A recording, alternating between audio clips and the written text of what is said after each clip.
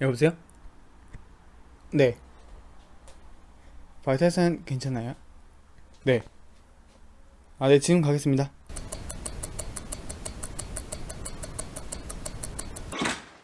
술... 왔어? 반갑습니다. 아, 고생했다.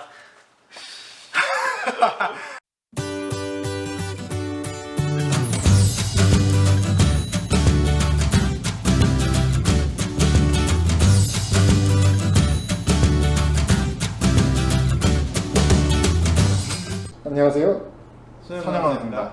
급하게 응급 시술을 다녀온 우리 미스터 빈간이 친절히 설명해 주실 겁니다. CAG 전 준비에 대해서 알아봤는데요. 그러면 혹시 끝나고는 어떤 거를 해야 할까요? 네, 저희 심혈관 조영실에 들어오면은 무조건 시술을 하는 건 아니고요. 우리 CAG 검사만 하고 갈 수도 있고 PCI 시술까지 진행을 하는 경우도 있습니다. CAG만 할 경우 환자 바이탈 사인에 큰 영향이 없다면은 기존에 있던 병동으로 돌아가게 되고요.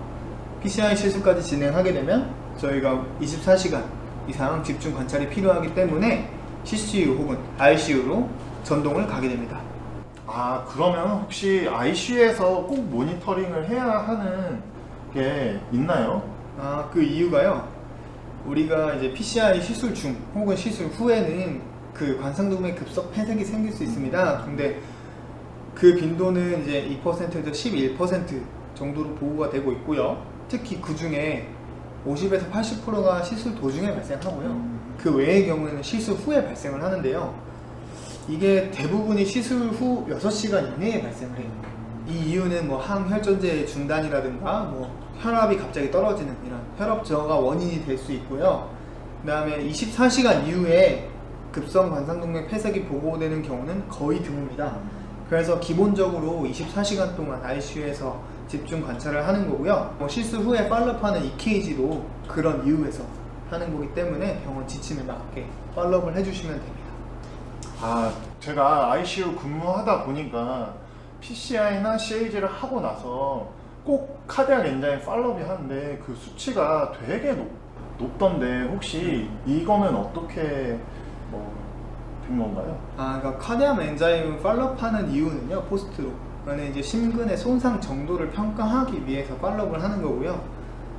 보통 PCI 시술 중에 카디악 엔자임의 상승은 8%, 15% 정도로 흔한 일입니다. 너무 놀라실 필요는 없고요. 각각의 기관마다 지침이 다르기 때문에 그에 맞는 그 오더대로 간호를 수행해 주시면 되겠습니다.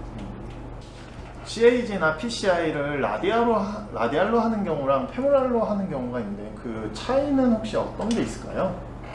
그 페모랄 아테리로 접근하는 경우 이제 헤파린의 투약 여부에 따라서 지혈기구 사용 여부에 따라서 포스트 케어가 달라지는데요.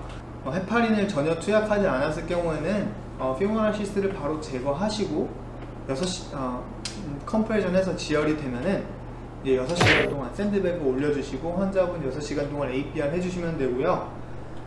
헤파린을 2,500유닛에서 5,000유닛 정도 투약한 경우에는 저희 병원에서는 이제 출혈 위험성을 감소시키기 위해서 시스를 가지고 있는 상태에서 2시간 동안 APR을 한 후에 APTT 수치를 확인하고 그 다음에 시스를 제거하고 그 다음에 6시간 샌드백 APR 유지해 주시고요.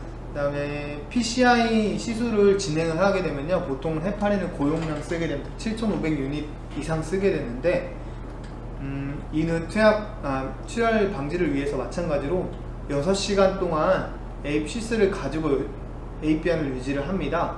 6시간 후에 APTT 수치가 정상으로 돌아오면 그때 시스를 제거하고 그 다음 샌드백을 돌려서 6시간 APR을 유지를 해야 합니다. 그래서 토탈 12시간이 되겠죠. 그리고 지혈기구를 쓰기도 해요. 환자 본인 부담 금액이 크기 때문에 자주 쓰진 않는데 환자분과 충분히 상의를 해서 환자분이 동의를 하게 되면 쓰게 되는데요. 보통은 지혈기구를 쓰게 되면은 샌드백을 올리고 4시간 정도는 APR 하는 거를 권장을 하고 있습니다. 어쨌든 피모랄 아테리는 헤마토마가 찰 경우에 위험하기 때문에 그 헤마토마가 생기지 않는지 자주 환자분을 봐주시면 되겠습니다. 혹시 그러면 라디알의 경우는 계속 누워 있어야 되나요? 라디안? 라디안 아트리 같은 경우에는 뭐 헤파린 투약 여부나 CAG만 했는지 PCI 시술을 했는지에 큰 상관없이요. 우리가 시스를 제거하고 보통은 이제 지열 패드를 사용해서 충분히 지열을 하고 라디알 밴드를 감고 가기 때문에 라디알 밴드 컴프레션을 유지한 채로 봐주시면 되고요.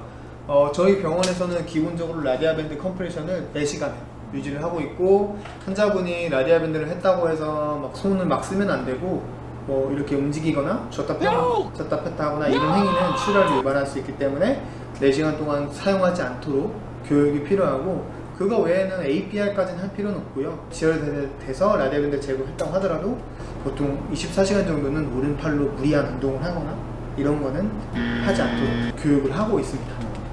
아, 감사합니다. 일반 병동에 계신 선생님들께서는 잘 모르실 수 있는 그런 잘 접하지 못하는 경우라서 정말 어렵게 느껴졌는데, 긴감 때문에 아주 정리도 잘 되고 기억도 쏙쏙 되고 아주 너무 좋은 컨텐츠였던 것 같습니다. 네, 이렇게 말씀하니까 저도 굉장히 뿌듯하네요. 혹시라도 이미 완벽하지만 혹시라도 궁금한 내용이 있으면 어떻게 해야 할까요? 그냥 저희 유튜브 채널에 댓글을 달아주시거나, 그 다음에 혹시 댓글이 너무 공개적이서 부담스러우시면은 저희 이미 이메일 주소 있거든요. 이메일 주소 혹은 이제 우리 미스터 홍감 블로그 찾아오셔도 되고요. 마침 또 저희가 인스타그램 계정을 오픈을 했습니다. 이제 시작이라 아직 미흡하긴 한데요. 공개적으로 문의하기 어렵거나 뭐 이메일을 쓰기가 부담스럽고 이런 것들이 있잖아요. 그러면은 자유롭게 인스타그램 DM 보내주셔도 되니까요. 편하게 저희랑 소통하셨으면 좋겠습니다. 인스타 DM 요즘 트렌드를 따라가는 또 선행하면서 TV가 되네요. 자, 그럼 마무리 한번 할까요? 네, 자 그러면은 마무리하겠습니다. 아시죠? 네. 구독과 좋아요, 알람 설정까지.